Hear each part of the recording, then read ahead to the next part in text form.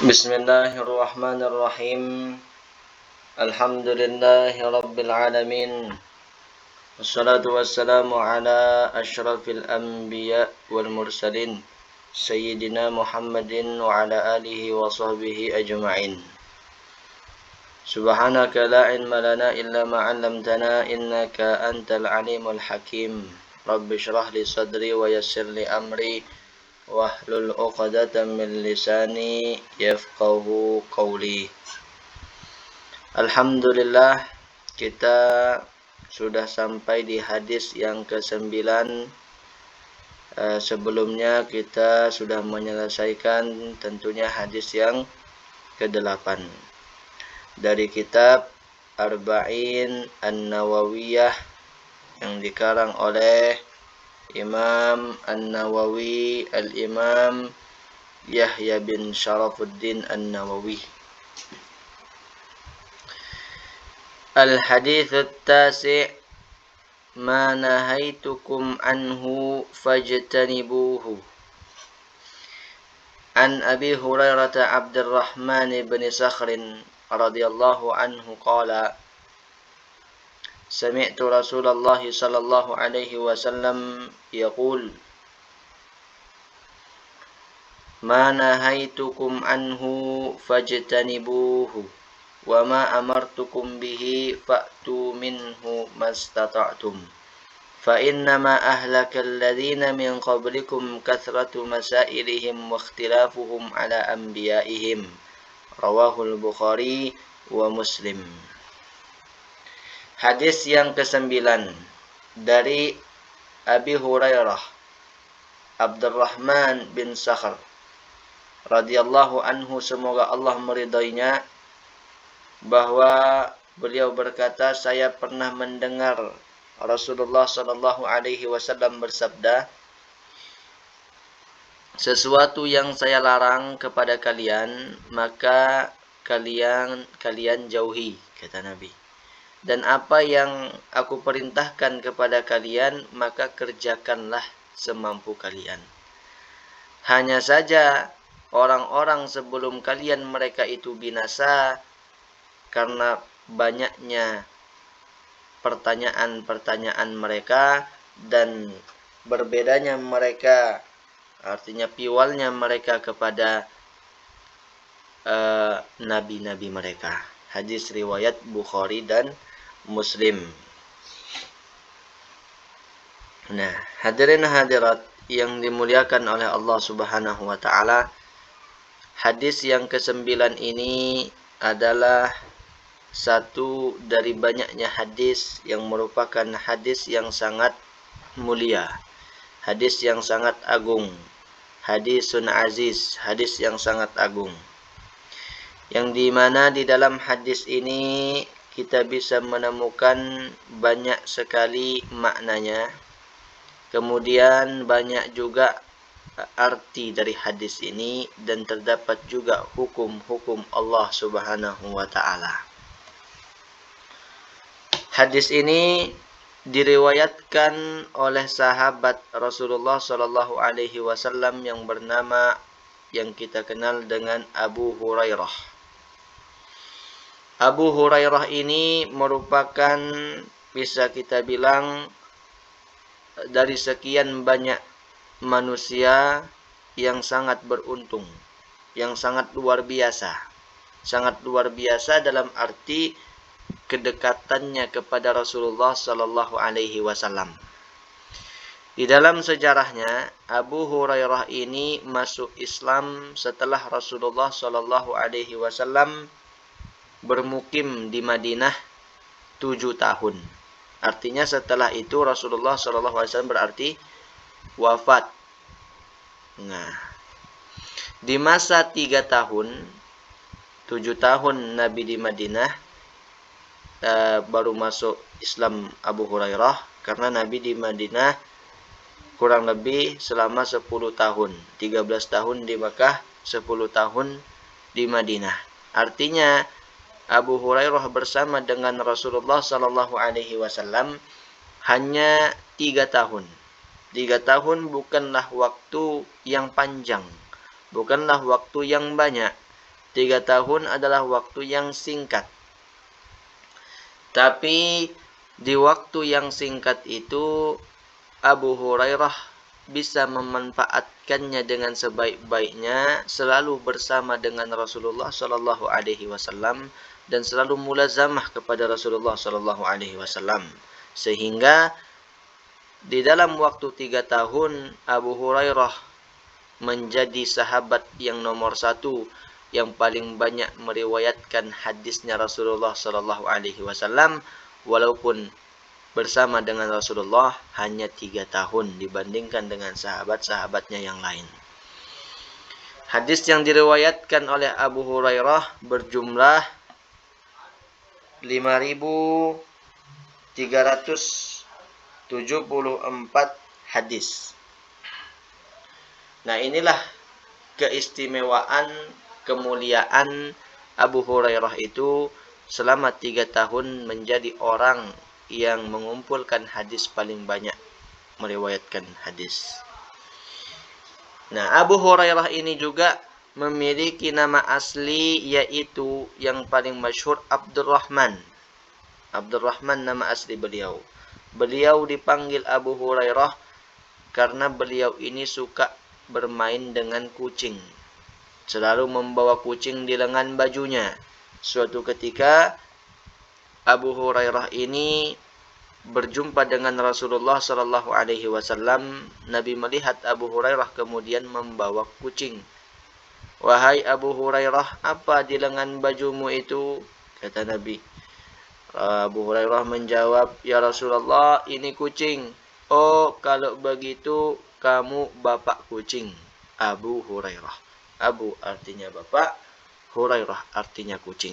Nah, semenjak dari itulah kemudian Abu Hurairah dikenal masyhur dengan sebutan Abu Hurairah. Yang tadi sebelumnya adalah Abdurrahman. Nah, itu.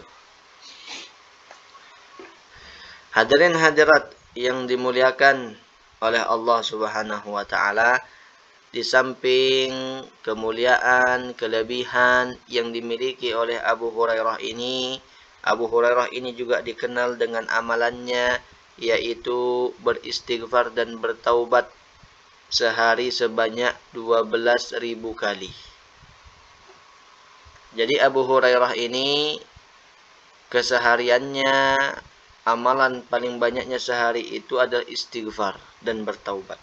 Berapa banyak istighfar dan taubatnya? 12.000 kali. Nah, itu Abu Hurairah.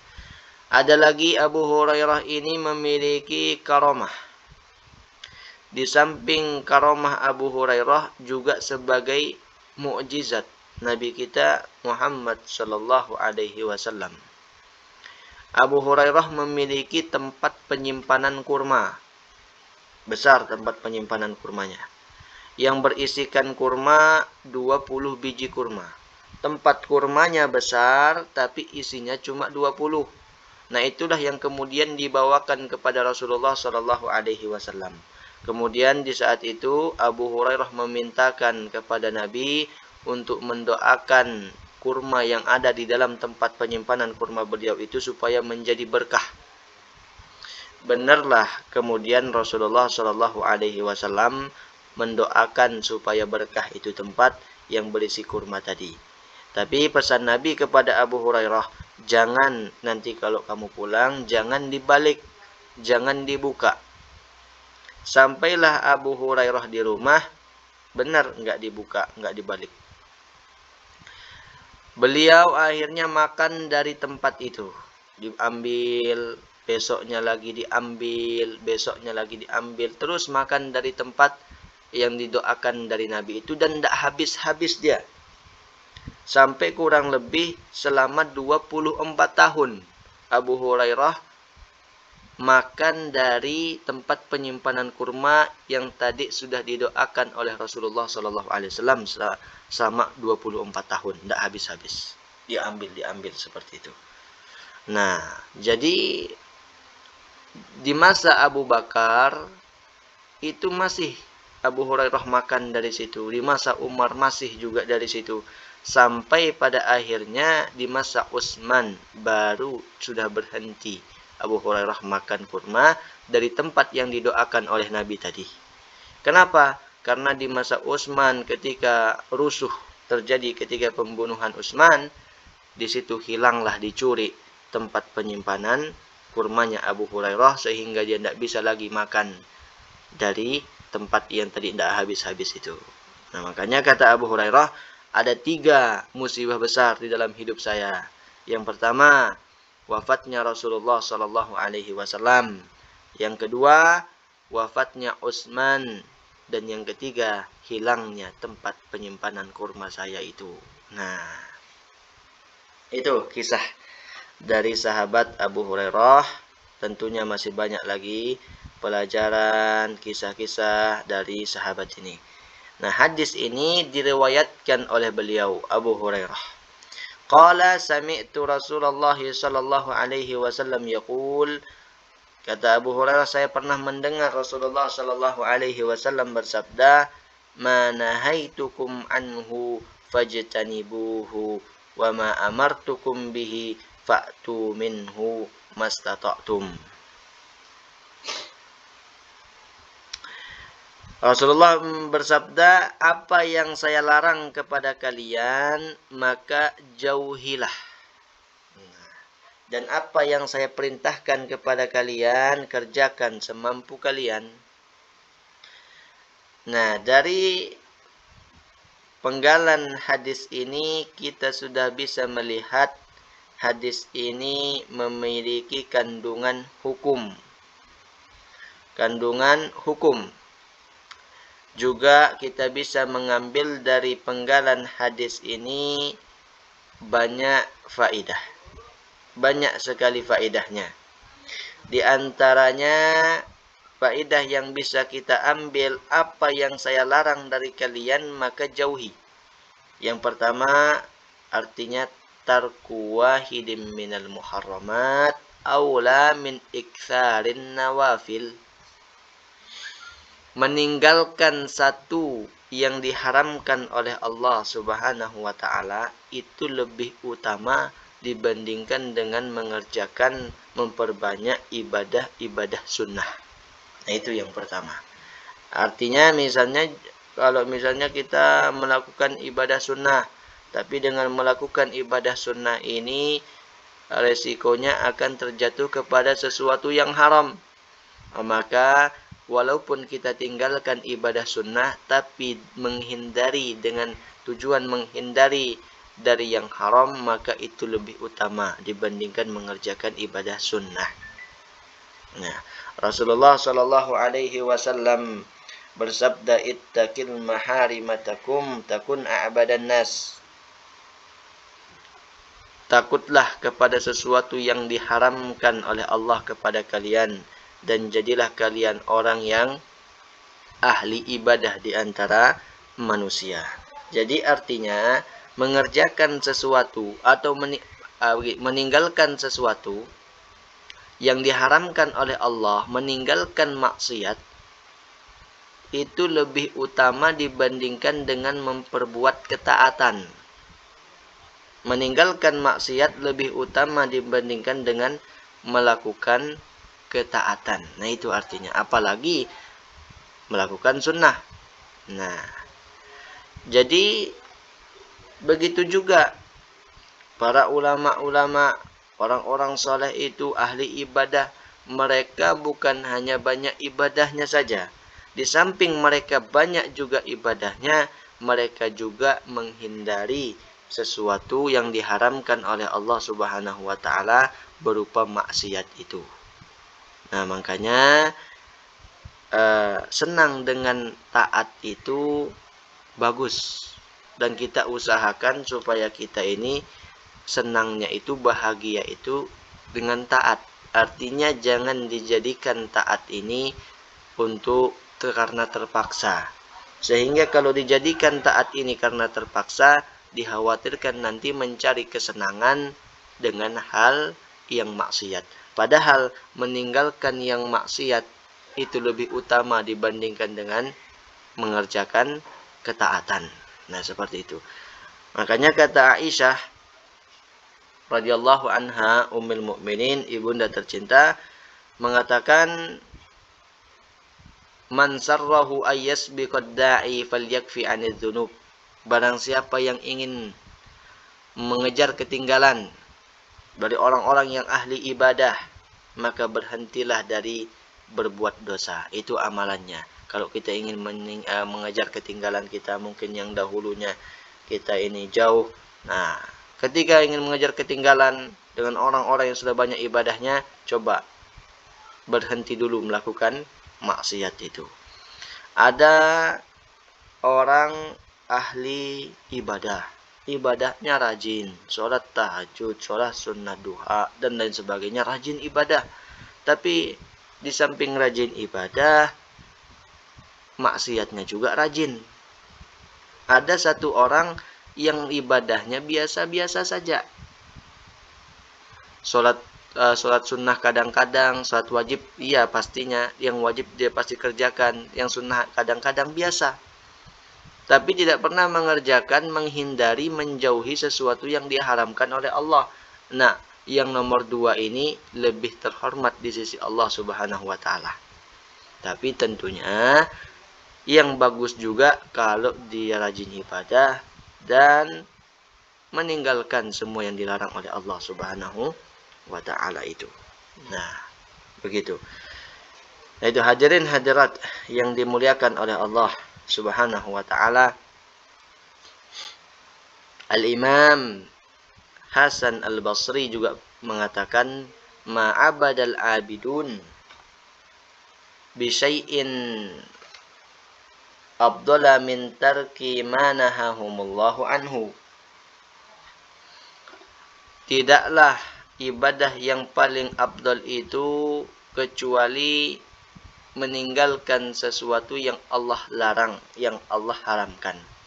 Jadi artinya ibadah apa yang paling afdal, ibadah apa yang paling banyak pahalanya, yaitu meninggalkan sesuatu yang diharamkan oleh Allah Subhanahu wa Ta'ala. Ketika kita dihadapkan dengan suatu maksiat dan kita mampu, dan di depan mata kita, coba mampu, punya tenaga, punya biaya, mungkin kalau itu membutuhkan biaya, punya kesempatan lagi, tapi dia bisa mengalihkannya, tidak mau mengerjakannya, maka orang ini disebut dengan ahli ibadah, mendapatkan derajat yang tinggi di sisi Allah Subhanahu wa Ta'ala. Makanya kata Imam Ahmad bin Hanbal itu juga pernah mengatakan, perbuatan baik, kata beliau, perbuatan baik misalnya apa? Sedekah, sholat tahajud, sholat duha, sholat rawatib, itu dilakukan oleh orang-orang ahli ibadah, dilakukan oleh orang-orang soleh. Tapi itu juga bisa dilakukan oleh orang fasik. Anak TK misalnya bisa sholat duha. Anak TK disuruh sholat qobliyah ba'diyah bisa. Orang fasik bisa melakukan hal itu. Tapi kata beliau, meninggalkan maksiat tidak akan bisa ditinggalkan kecuali oleh orang-orang yang siddiq, orang-orang yang memiliki keimanan yang kuat kepada Allah Subhanahu wa Ta'ala. Nah, seperti itu. Jadi perihal dosa ini tidak semua kita bisa meninggalkannya. Kalau melakukan ketaatan, semuanya bisa. Orang fasik bisa berbuat taat, bisa sholat tahajud dan sholat yang sunnahnya, bisa bersedekah. Bahkan orang non-muslim lebih banyak sedekahnya. Nah, tapi masalah meninggalkan maksiat, ketika ditawarkan maksiat di hadapan kita, tapi kita tidak melakukannya, ini hanya dilakukan oleh orang-orang yang memiliki siddiq, memiliki kemantapan hati, iman yang kuat kepada Allah Subhanahu wa Ta'ala itu. Nah, itu hadirin hadirat yang dimuliakan oleh Allah Subhanahu wa Ta'ala. Sama Ibnu Umar juga mengembalikan 1/6 dirham dari yang haram itu lebih utama, lebih baik dibandingkan dengan bersedekah 100 dirham di jalan Allah Subhanahu wa Ta'ala. Kita punya uang 100.000. 100.000 ini dari yang haram. Ini kita kembalikan kepada pemiliknya jauh lebih baik dibandingkan punya uang 10 juta disedekahkan. Nah, ini artinya bahwa ingin menunjukkan bahwa meninggalkan sesuatu yang diharamkan oleh Allah Subhanahu wa taala itu lebih utama dibandingkan dengan memperbuat taat itu. Sabar dari maksiat lebih tinggi derajatnya. Nah, seperti itu. Nah, itulah hadirin hadirat perkataan sahabat, ulama tabi'in terkait tentang hal ini. Contohnya, misalnya contohnya seperti mencium Hajar Aswad. Mencium Hajar Aswad ketika orang ibadah ke Makkah itu dianjurkan oleh Rasulullah Shallallahu Alaihi Wasallam, disunahkan oleh beliau karena beliau memperbuat hal itu. Tapi manakala dalam proses mencium Hajar Aswad itu ada menyakiti orang lain, yang dimana menyakiti orang lain ini dilarang, haram hukumnya, maka tidak mencium Hajar Aswad karena tidak ingin menyakiti orang lain, nah itu lebih bernilai. Sikut sana, sikut sini, berdesak-desakan, nah seperti itu. Rasulullah juga pernah berpesan kepada Umar radhiyallahu anhu bahwa wahai Umar, kamu ini besar badannya, tegap, gagah, kuat. Jadi kalau kamu ingin mencium Hajar Aswad, kasih orang-orang dulu. Nanti kalau sudah sepi, baru kamu. Nah, begitu juga artinya kalau memang memungkinkan sepi ya silahkan. Nah, tapi kalau tidak memungkinkan, ya bisa seperti perlahan-lahan dilihat keadaannya sedikit demi sedikit. Yang penting tidak menyakiti orang lain. Nah, seperti itu. Lihat situasi dan keadaannya itu. Nah, itu. Kemudian contohnya lagi, misalnya seperti ziarah kubur.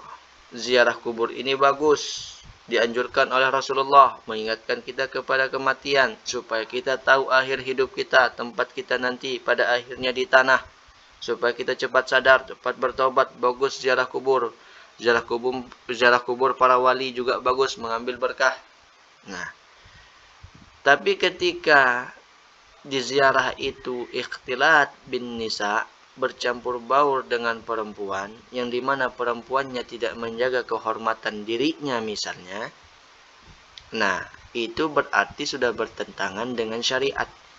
Yang seperti itu menandakan bahwa meninggalkan sesuatu yang diharamkan lebih baik dibandingkan memperbuat hal-hal sunnah tadi, yang seperti tadi itu. Tidak pergi ke ziarah kubur contohnya misalnya. Atau juga misalnya sholat berjamaah di masjid bagi perempuan. Sholat berjamaah sunnah, tambah lagi di masjid, lebih besar lagi pahalanya. Nah itu bagus. Tapi ketika perempuan ini keluar, kemudian terjadi menimbulkan fitnah atau tidak bisa menjaga kehormatan dirinya, auratnya dan lain sebagainya, nah itu bisa diharamkan nanti yang seperti itu. Nah bisa dia sholat di rumah saja kalau keadaannya seperti itu sekali lagi. Tapi kalau misalnya aman dari itu semuanya, tentunya bagus kalau dia mengerjakan sholat berjamaah itu di masjid.